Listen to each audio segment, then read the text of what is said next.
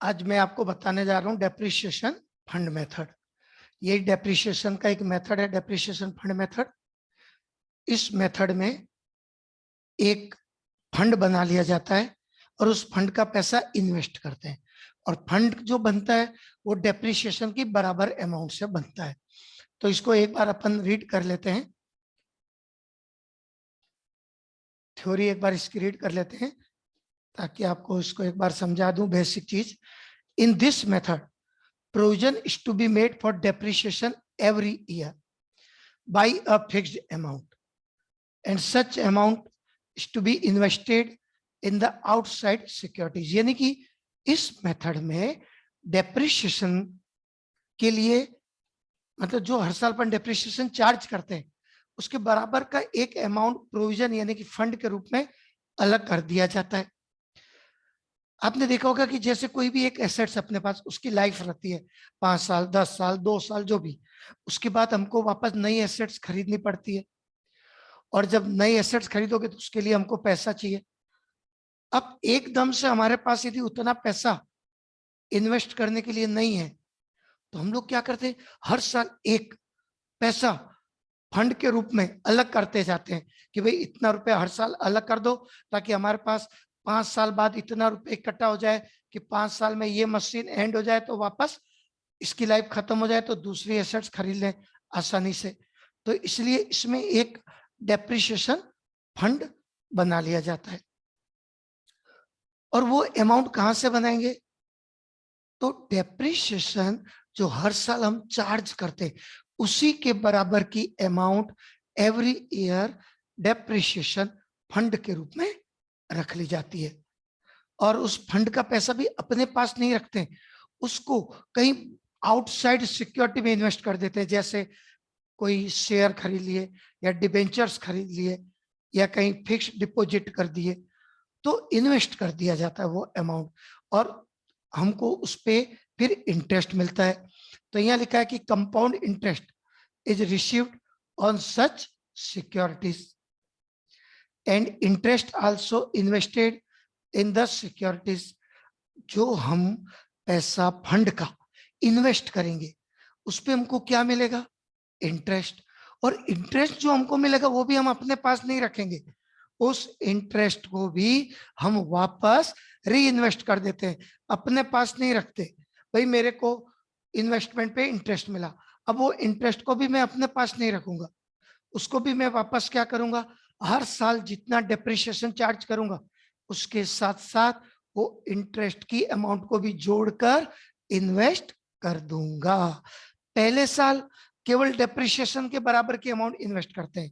क्या बताया मैंने, पहले साल डेप्रिसिएशन के बराबर की अमाउंट इन्वेस्ट करते हैं, लेकिन जब हमको पहले साल जब पैसा इन्वेस्ट करेंगे वर्ष के एंड में तो हमको उस पर इंटरेस्ट कब मिलेगा, सेकेंड ईयर के एंड में।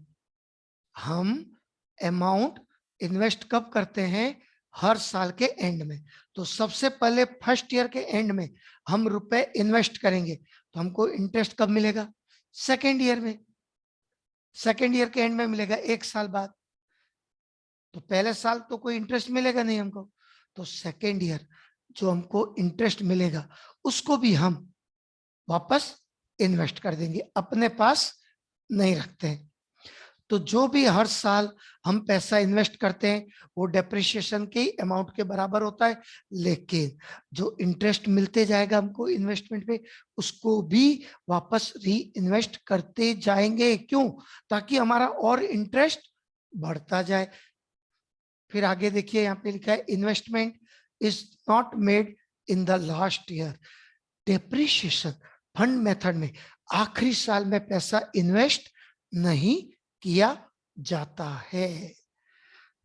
क्यों, क्योंकि आखिरी साल में आपको इस मशीन की लाइफ एंड हो जाएगी तो वापस नई मशीन या नई एसेट खरीदना पड़ेगा, तो आपको पैसे की जरूरत पड़ेगी। तो ऑलरेडी हम क्या करेंगे कि आखिरी साल में जितना उसके पहले हमारा पैसा इन्वेस्ट हो चुका है उसको इन्वेस्टमेंट को बेच के पैसा रिसीव करके वापस नई मशीन को खरीदने में इन्वेस्ट करते हैं। इसलिए लास्ट ईयर में पैसा कभी भी इन्वेस्ट नहीं करते हैं, बल्कि जो पैसा हमारा इन्वेस्ट हो चुका था उसको भी रिसीव कर लिया जाता है ताकि हम नई एसेट्स खरीद सकें। तो पहले साल में कभी भी amount invest, sorry, last year में कभी भी अमाउंट इन्वेस्ट नहीं करना है। जैसे मान लीजिए एसेट्स की लाइफ 5 साल है, तो आप इन्वेस्टमेंट कब तक करोगे? पहले साल, दूसरे साल, तीसरे साल, चौथे साल। 5वें साल के उसमें आप अमाउंट इन्वेस्ट नहीं करेंगे, बल्कि 5वें साल के एंड में हम अपने पिछले 4 साल में जो रुपए इन्वेस्ट किए थे उस इन्वेस्टमेंट को बेचकर अपना पैसा वापस रिसीव कर लेते हैं ताकि नई एसेट खरीद सके। तो यहाँ लिखा है all securities are sold out in the last year and the amount is used for replacement of the asset। यानी कि जो भी पैसा मिलेगा उसको वापस नई एसेट्स में इन्वेस्ट कर देंगे, मतलब नई एसेट्स को खरीदने में यूज कर लेंगे वो पैसा। In this method amount of depreciation is not deducted from the value of the asset every year. क्या लिखा है इसमें?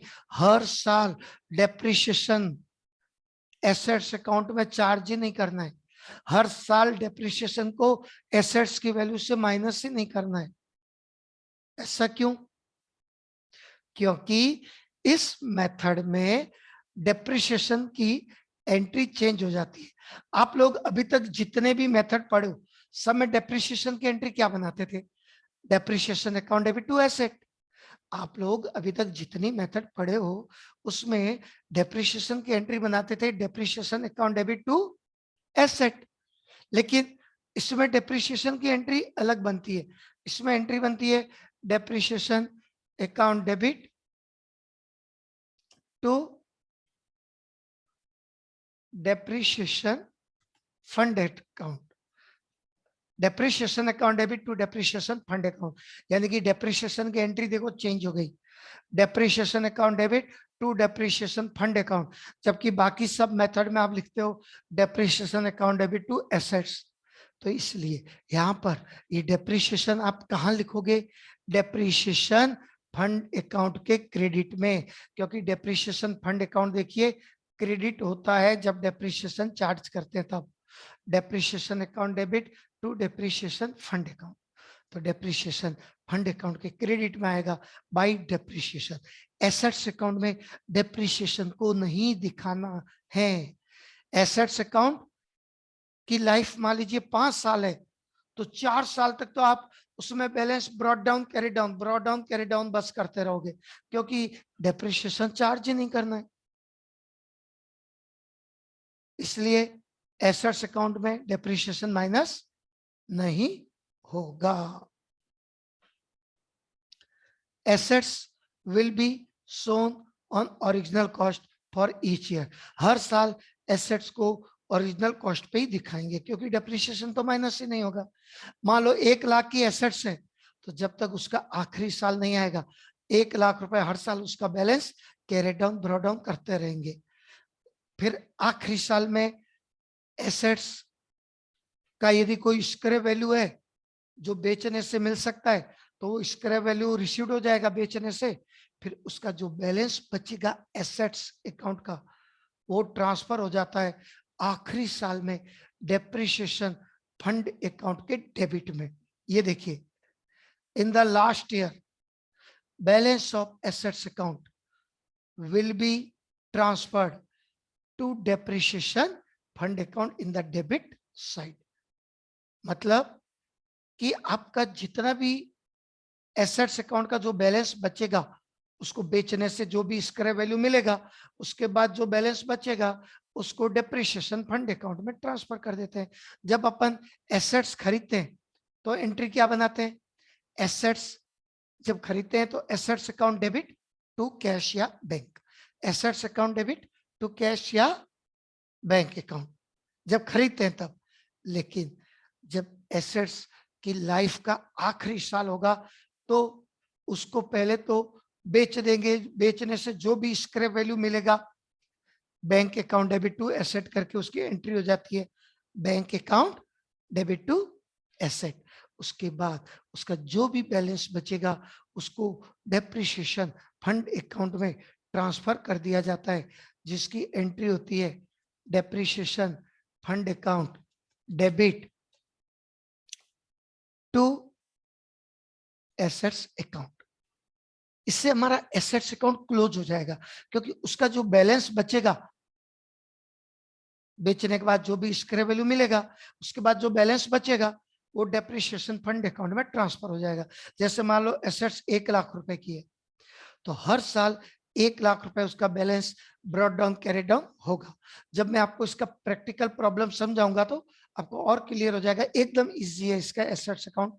अब मान लो आखिरी साल में आप उसको बेच रहे हैं और उसकी स्क्रैप वैल्यू मान लीजिए बेचने से हमको मिल गई 10,000, तो अब एसेट्स का बैलेंस कितना बच जाएगा 90,000। तो ये 90,000 एसेट्स का बैलेंस डेप्रिसिएशन फंड अकाउंट में ट्रांसफर हो जाएगा, depreciation fund account debit to asset. तो डेप्रिसिएशन फंड अकाउंट के डेबिट में आ जाएगा टू एसेट का नाम, और एसेट्स अकाउंट के क्रेडिट में आ जाएगा बाय डेप्रिसिएशन फंड, और एसेट्स अकाउंट क्लोज हो जाएगा। तो यहाँ पर वही चीज लिखा हुआ है कि आखिरी साल में एसेट्स का बैलेंस जो है वो डेप्रिसिएशन फंड अकाउंट में ट्रांसफर कर दिया जाता है। इस मेथड में हर साल वर्ष के एंड में रुपए इन्वेस्ट करते हैं। हर साल वर्ष के एंड में कितना रुपए इन्वेस्ट करोगे, जितना डेप्रिसिएशन का अमाउंट है।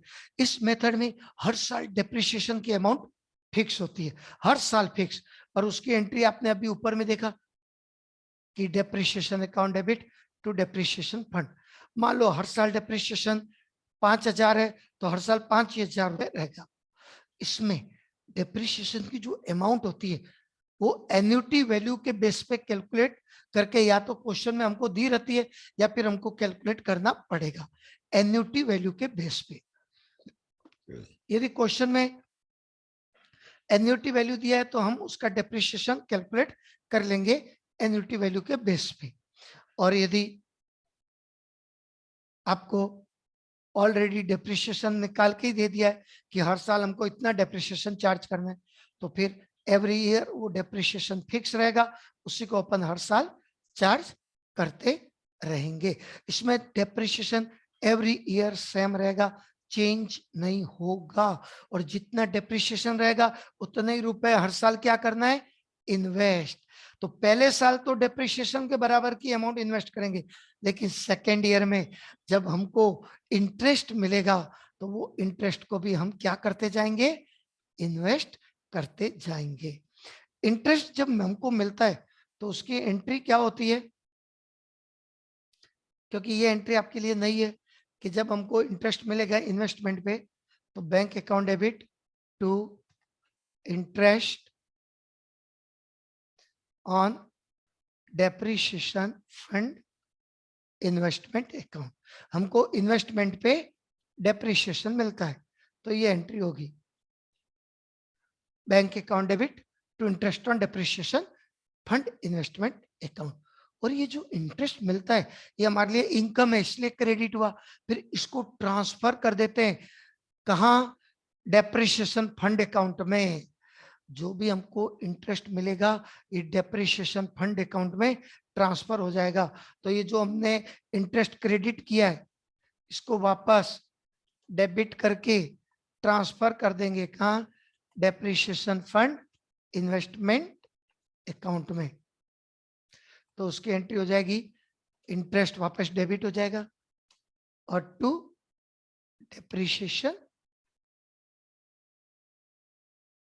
Depreciation fund account. तो ये इंटरेस्ट डेप्रिसिएशन फंड अकाउंट में किधर आएगा, क्रेडिट में, क्योंकि ये देखिए हमने इसको क्या किया है, डेप्रिसिएशन फंड अकाउंट को क्रेडिट और इंटरेस्ट डेबिट हो गया।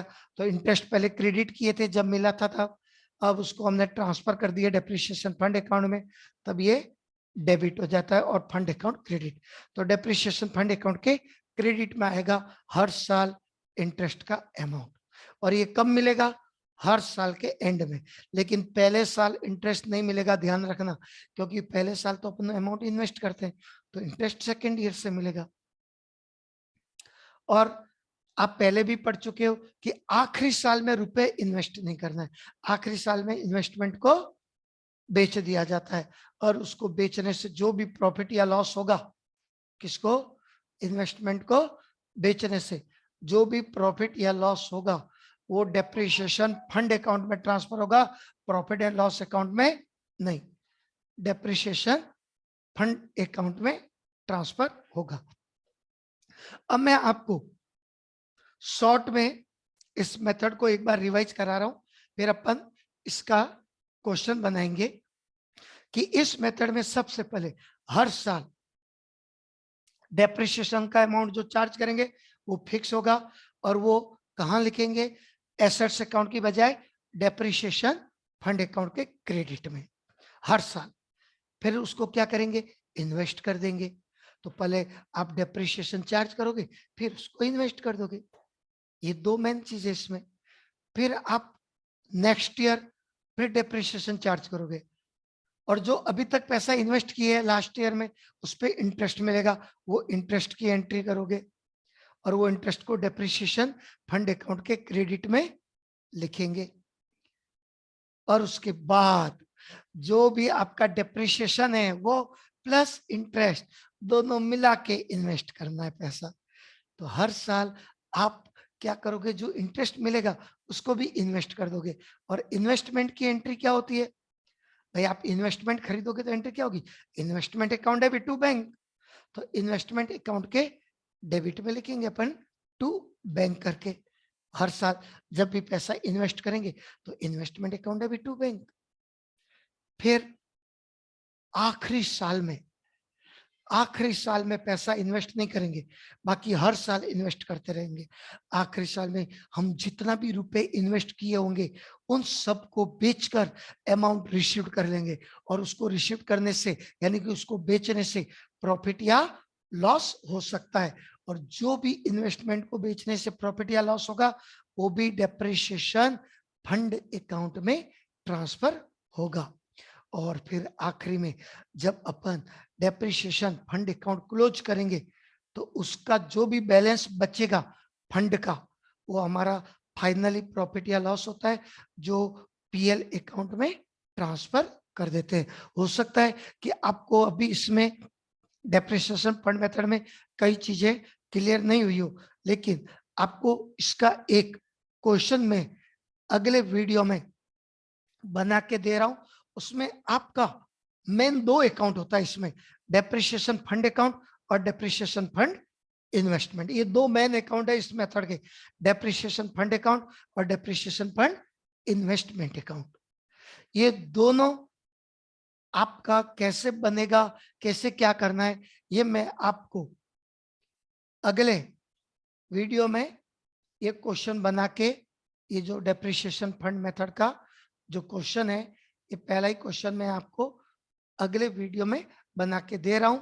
और इसमें देखिए ये दिया हुआ है, prepare depreciation fund account and depreciation fund investment account. ये दो मेन चीज है। तो ये दोनों अकाउंट कैसे बनते हैं ये मैं आपको अपने इस अगले वीडियो में बना के भेज रहा हूँ। अब उसको ध्यान से देखना, एकदम अच्छे से समझ में आ जाएगा, कहीं कोई दिक्कत नहीं है, बहुत इजी मेथड है। जब आप इसको बनाओगे तो आपको एकदम इजी लगेगा। तो जरूर इसके अगले वीडियो को आप देखना, और इस वीडियो को भी अपने दोस्तों को जरूर आप आगे शेयर करना, और हमारे इस चैनल को आपने अभी तक सब्सक्राइब नहीं किया है तो जरूर कीजिएगा। जय जिनेंद्र।